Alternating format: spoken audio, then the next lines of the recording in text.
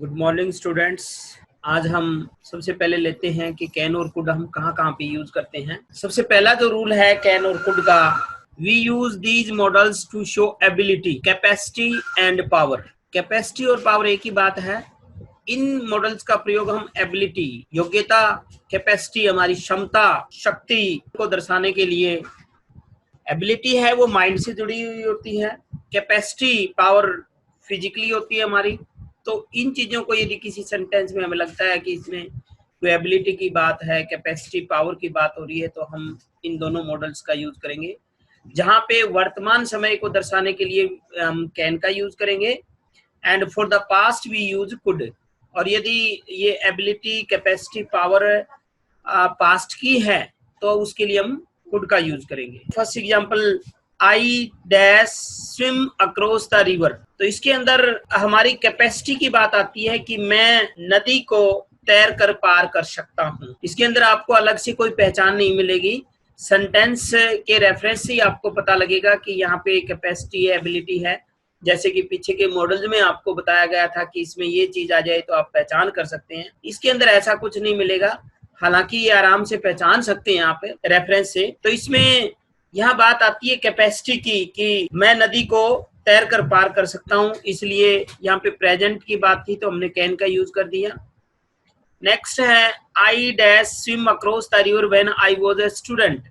तो सबसे पहले तो यहाँ से हमें पास्ट हिंट मिलता है, आई वाज ए स्टूडेंट। तो इसका मतलब है, फिर हम देखेंगे इसमें कोई मॉडल यूज करेंगे तो पास्ट से रिलेटेड ही मॉडल हमारा यूज होगा। तो इसके अंदर देखते हैं swim across the river same है, कैपेसिटी की बात है लेकिन पास्ट से रिलेटेड है, तो इसलिए इसके अंदर हमने कुड यूज किया है। Next, dash you lift this box. तो इसका मतलब ये है कि क्या आप इस बॉक्स को उठा सकते हो। उठाने का मतलब है आपकी कैपेसिटी की बात आ गई, तो इसलिए इसके अंदर हमने कैन का यूज किया है। नेक्स्ट है C dash speak English fluently. यहाँ बात है कि वो इंग्लिश बोल सकती है, तो माइंड से रिलेटेड आ गया, तो इसका मतलब एबिलिटी है उसकी, प्रेजेंट की एबिलिटी है कैन स्पीक इंग्लिश, यानी उसके अंदर ये एबिलिटी है कि वो इंग्लिश काटेदार बोल सकती है।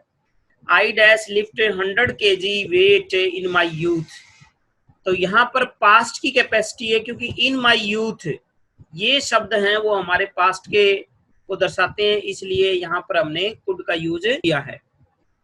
उसके बाद में कैन और कुड के हमारे इतने ही हैं, क्योंकि कुछ इसके यूजेज है वो मे के साथ हम कर चुके हैं, जैसे परमिशन के लिए, प्रोबेबिलिटी, पॉसिबिलिटी के लिए हम इसका यूज कर चुके हैं। नेक्स्ट हमारा है मस्ट। मस्ट का यूज हम कहाँ पर करते हैं, we make use of this model to refer to strong advice, obligation and compulsion. यानी इस मॉडल का प्रयोग हम जहां पर नॉर्मल एडवाइस की बात हो तो हम शुड का यूज करते हैं, लेकिन जोरदार सलाह यानी बहुत ज्यादा एक प्रकार से आप ये कह सकते हैं कि एडवाइस भी एक मजबूरी वाले भाव में हो, स्ट्रॉन्ग एडवाइस, तो उसके लिए हम मस्ट का प्रयोग करेंगे। Obligation and compulsion. ऑब्लिगेशन का मतलब बाध्यता, यानी ऊपर से हमारे ऊपर कोई दबाव है, कंपल्सन मजबूरी है।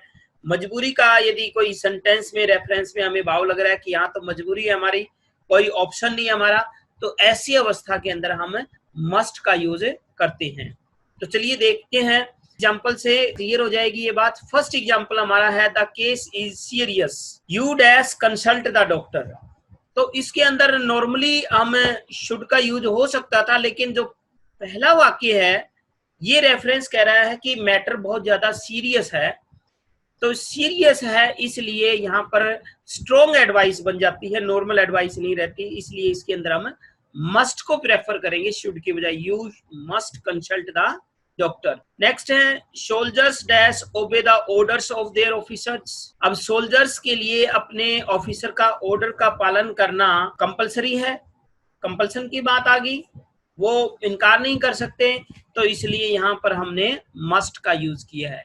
We dash obey the laws, कानून का हमें पालन करना पड़ता है, दिस इज कंपल्सन। कंपल्सन है तो इसका मतलब यहाँ पे हम मस्ट का यूज करेंगे, क्योंकि नहीं करेंगे तो इसमें सजा का प्रावधान होता है। शुड में जब सलाह दी जाती है तो उसमें ऐसा सजा का प्रावधान नहीं होता।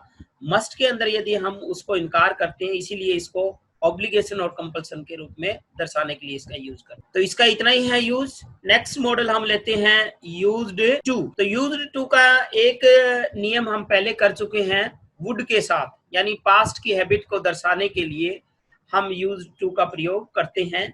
और सेकंड जो इसका यूज है वो है we make use of this model to show the existence of past of a person, place और थिंग। यानी इस मॉडल का प्रयोग हम किसी भी व्यक्ति, स्थान या वस्तु के अतीत के अस्तित्व को, एग्जिस्टेंस मीन अस्तित्व, यानी अतीत में यानी पास्ट में कोई चीज वहां पर थी, एग्जिस्ट करती थी, कोई व्यक्ति वहां पर एग्जिस्ट करता था, कोई स्थान वहां पर एग्जिस्ट करता था, लेकिन at present at the time of speaking वो चीज वहां पर नहीं है। यदि वाक्य के रेफरेंस से हमें ऐसा कुछ लगता है तो ऐसे रेफरेंस को दर्शाने के लिए हमारे पास सिर्फ एक ही मॉडल है, यूज्ड टू। तो देखिए फर्स्ट एग्जांपल हम देखते हैं, I live in this house 2 years ago। तो इसके अंदर हम देखते हैं कि मैं इस घर में रहा करता था 2 साल पहले। इसका मतलब क्या है, at the time of speaking मैं उस घर के अंदर नहीं रह रहा हूं। तो ये एग्जिस्टेंस ऑफ पास्ट का नियम यहाँ पे लागू करेंगे, इसीलिए हमने इसमें यूज्ड टू का प्रयोग किया है। नेक्स्ट है, there dash be a garden in my youth. तो यहाँ पे भी पास्ट की बात हो रही है, इन माई यूथ, यानी यहाँ पर मेरी युवावस्था में एक बगीचा हुआ करता था। इसका मतलब आज एट प्रेजेंट वो वहां पर नहीं है, तो इसलिए इसमें हमने यूज्ड टू का प्रयोग किया है। Mister Verma dash teach in this school when he was young.